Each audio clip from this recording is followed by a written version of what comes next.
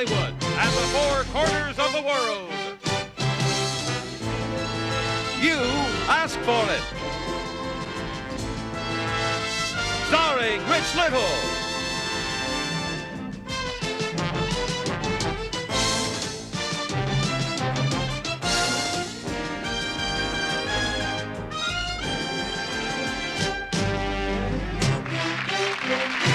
Here's the star of You Asked For It, Rich Little.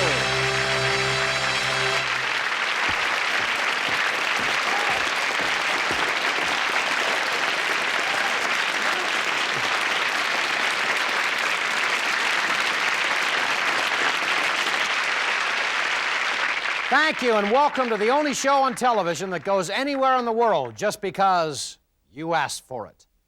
Tonight from Cambodia, a strange festival of pain. From Spain, a look at the private life of that misunderstood bird, the vulture. Trick seals on horseback, and much more. First, most people would do anything to avoid extreme pain. But in far-off Cambodia, or Kampuchea as it is now called, the belief in attaining paradise by enduring pain creates one of the most unusual festivals on earth. Jack Smith tells us all about this strange custom because Janet Lynn Brewer of Spartansburg, Pennsylvania, you asked for it. Once a year, the Chinese and Vietnamese refugees living in Cambodia celebrate the Day of the Chinese Genies. To earn a higher place in paradise, some inflict the most painful tortures upon themselves.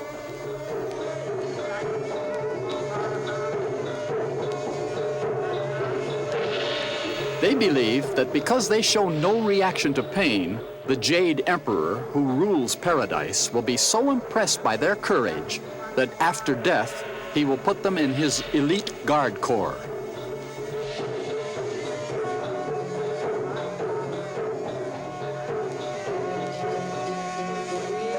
It is believed that a special grace attaches to those martyrs who cut their tongues. They are virtually guaranteed a place in paradise.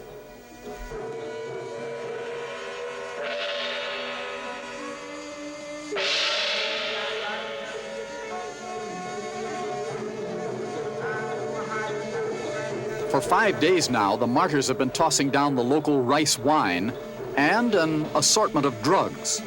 The only pain some will feel is that of a hangover.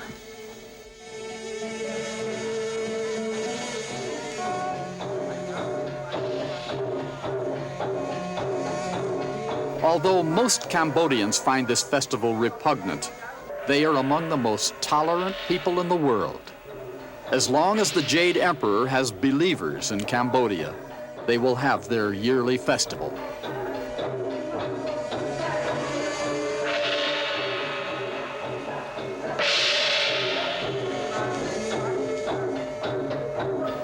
Among the most valued of the festival's mementos are the small strips of paper bloodied by the martyrs' tongues.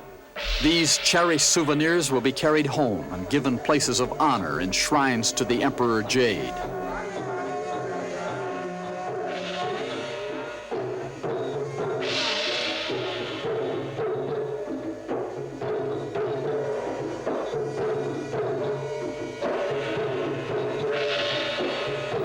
A glimpse into a strange religious practice, because you asked for it. Our show brings you glimpses of other cultures that may sometimes appear shocking. We do not recommend everything we show. That ceremony is a very special ritual in Kampuchea and is something that none of us should fool around with. Well, coming up next, an intimate look into the private life of the most misunderstood bird in the world, the vulture. We'll be back.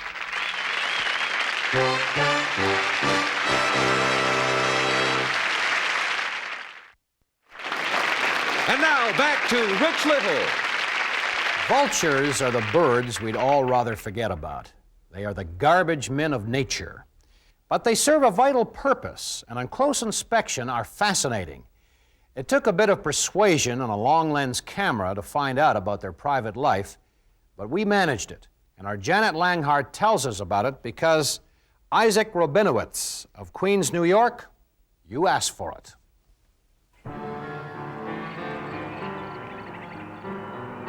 Vultures, though beautiful in flight, are on nobody's list of favorite birds.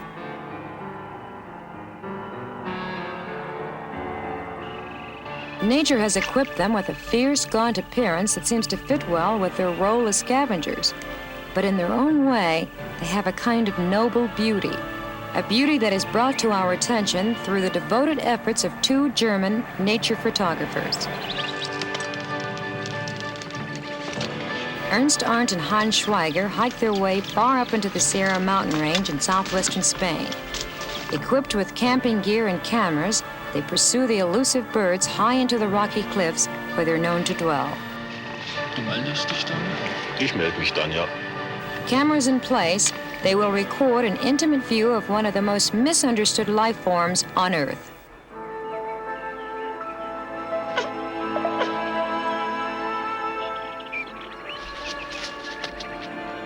These are griffon vultures, found only in this remote area of Spain.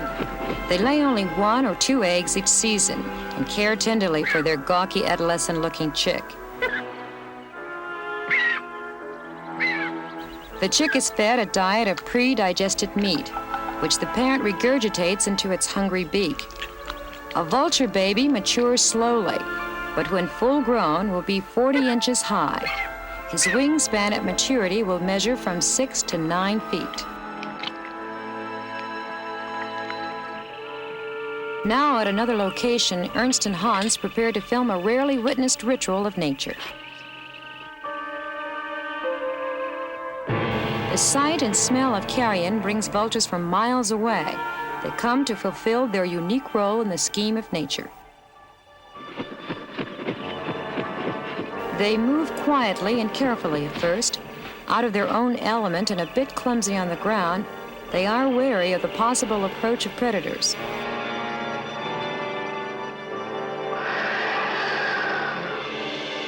Then, the ritual of the pecking order begins.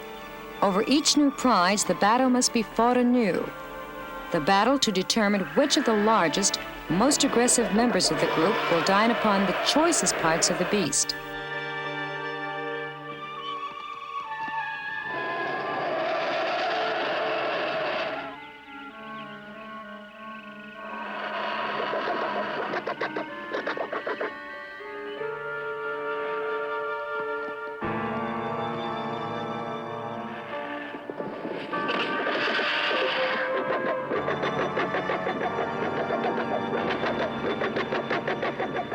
The pecking order, like the scavenger role, is a fixed part of nature, and the smaller ones occupy themselves with other things until the bigger birds have settled the issue. Vultures have their place in nature, and the Earth is a cleaner, healthier place to live because of them. We've seen their unique beauty because you asked for it.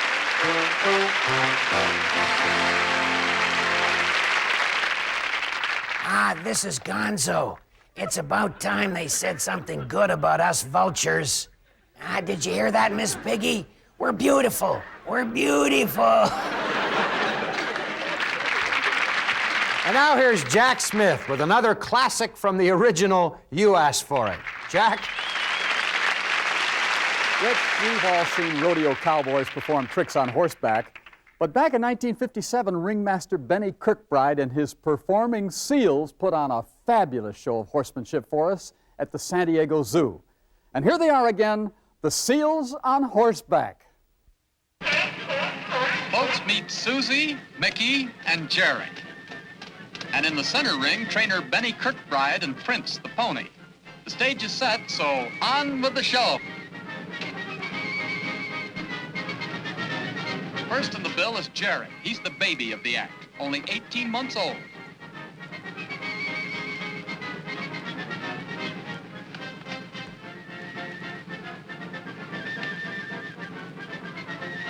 Now may we present the incomparable Mickey, your ringmaster for the show.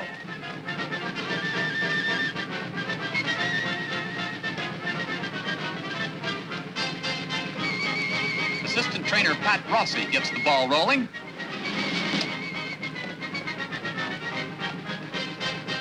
Jerry now.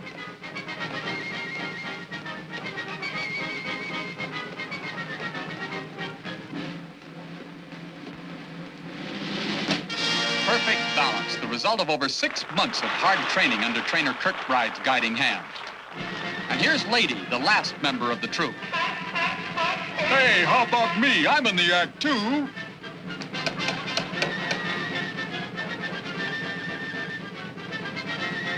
Okay, Susie, up you go.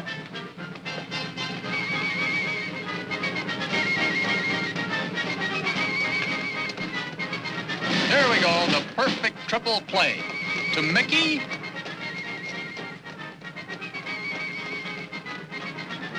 To Jerry.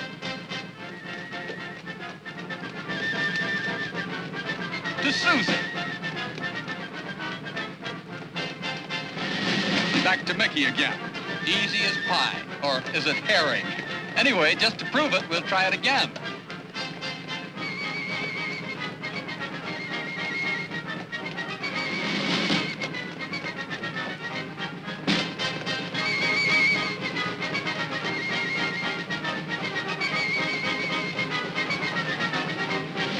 Now that's what I call teamwork.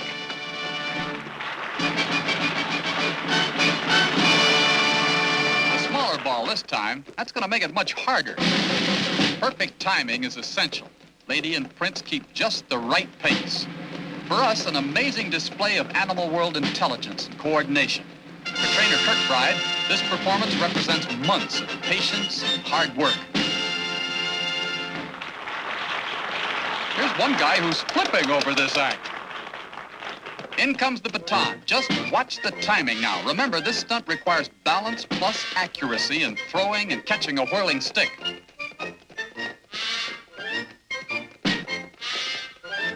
Quite a talented girl, that's Susie.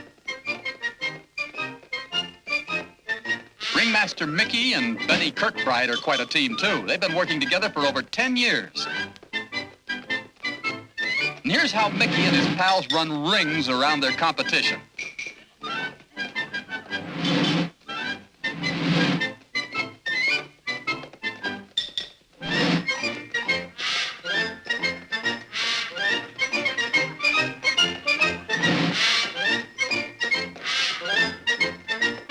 And there you are, the only seal act of its kind in the world.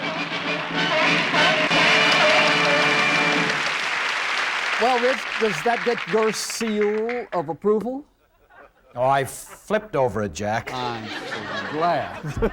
We'll be back in a moment with a man who can hold his breath longer and deeper underwater than anyone else. We shall return.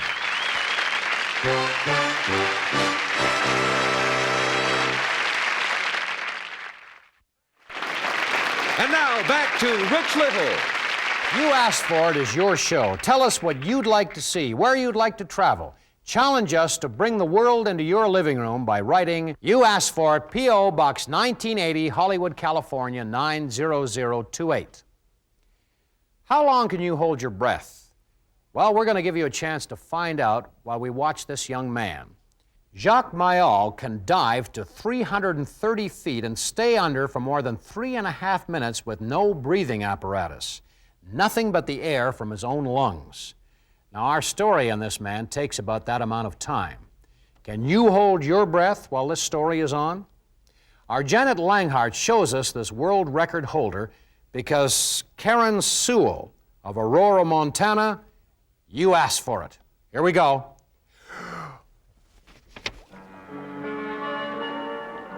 At the age of 50, Jacques Mayol thinks human beings are sea creatures. And he must know what he's talking about.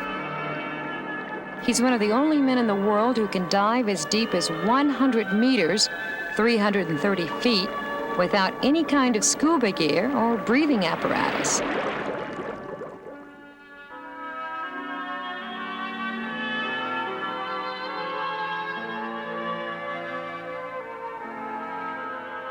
How does he do it? By practicing the Eastern art of yoga, which involves control of the body through control of the mind. Yoga exercises are very important in developing the control the dive demands.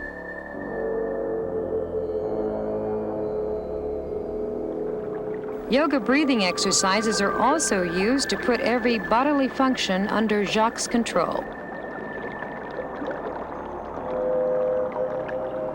For 10 years, Jacques Moyel has been diving to explore such mysteries as why does a man's heartbeat slow down when his lips touch water or when he's swimming at a great depth? His heartbeat will be monitored electronically on this dive to 25 meters, more than 80 feet.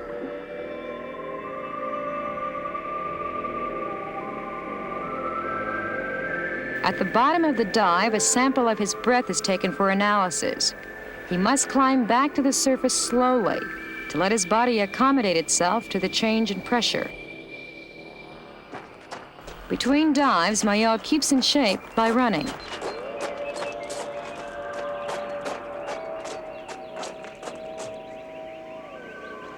Meditation summons his vital energy for the dangerous dive ahead, just off the island of Elba. He must achieve the highest yoga state of the full flowering of human equilibrium. This time he will approach his own record depth at the outermost limit of human capability. Moyel has already put on the special hard contact lenses that enable him to see at great depth. They duplicate the eyes of an alligator. As he descends, his body functions slow down, reacting like those of a diving dolphin. In fact, he's known as the Human Dolphin. This bodily reaction is called the submersion reflex, and Moyel contends that it's part of our genetic heritage, a part that most of us no longer use, but which proves we and the dolphin are distant cousins. A masked diver meets him at the bottom of his descent, 90 meters below the surface, almost 300 feet. Even with special equipment, it has taken him a minute and a half to get so far down, and it would take him just as long to go back up. Can he hold his breath that long? Up he goes. He's already been down there 3.5 minutes. Will he make it?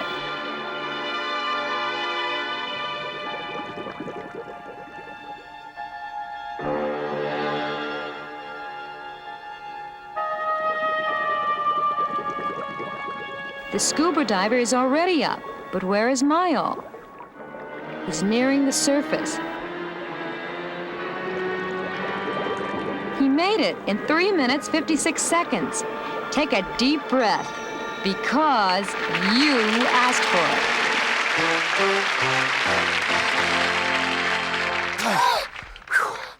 Gosh, I felt like my lungs would burst.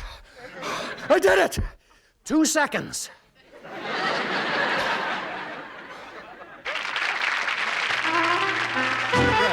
Rich will be back in a moment with more of You Asked For It. And now, back to Rich Little. We get a lot of great letters on the show. Listen to some of them. Dear Rich Little, I would like to know if anybody in the world has wooden teeth today. Thank you. Brian Hansen, Albany, New York.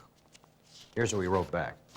Dear Brian, yes, many celebrities today have wooden teeth. Among them, Charlie McCarthy, Mortimer Snerd, and Whalen and Flower's friend, Madam.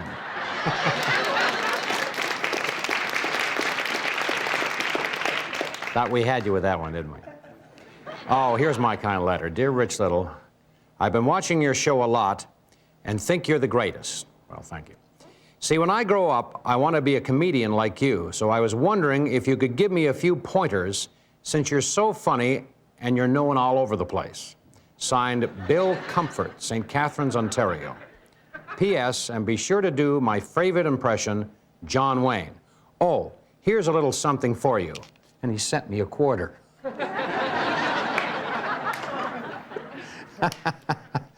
Okay, here's the reply. Dear Bill, you want to get into show business, huh? Well, write what you think are some funny routines, try them out on your friends. If you get a good reaction, see if you can perform for some local organization, like a Shriners Dinner or maybe a school concert. And if you do well there, get a manager or somebody to represent you. Next step is radio, television, and who knows, maybe someday Hollywood. The important thing is just keep working and working and working. And if you're good, something's bound to happen because I believe that talent eventually will come out. However, if you don't like my idea, Pilgrim, forget about the whole thing and look for an honest job. Thanks for joining us today on... Good night, everybody.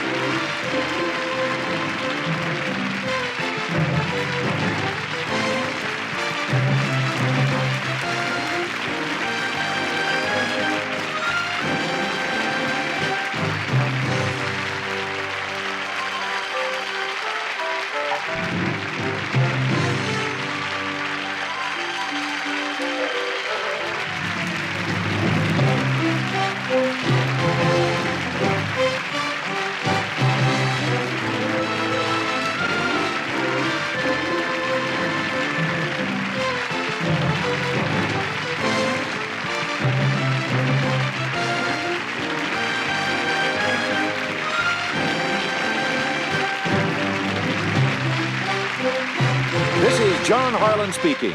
You Asked For It is a Sandy Frank production.